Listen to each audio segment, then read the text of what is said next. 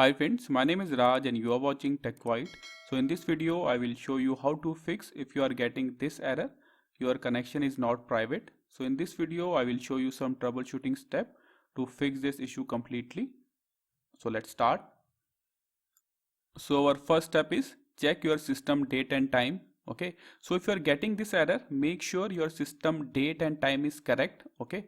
So if you have any issue with your system date and time, right click on it. Then click on adjust date and time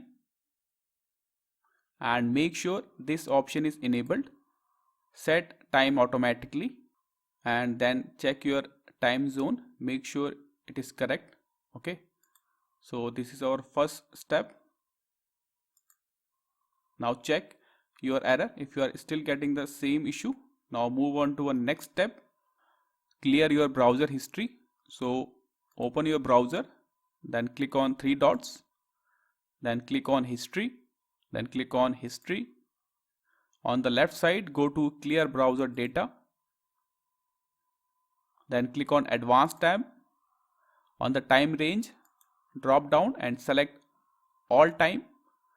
Now tick all the options, select all the options, then click on clear data.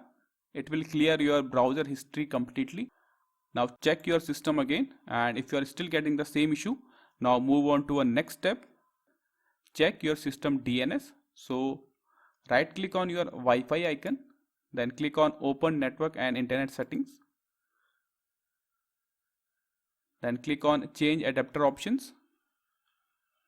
So if you are using any desktop and you are using LAN cable for your internet connection, right click on Ethernet option. Okay. And if you are using Wi-Fi, in that case, right click on your Wi-Fi option. So in my case, I am using Wi-Fi for internet. So I will right click on my Wi-Fi, then click on properties. Now select internet protocol, then click on properties.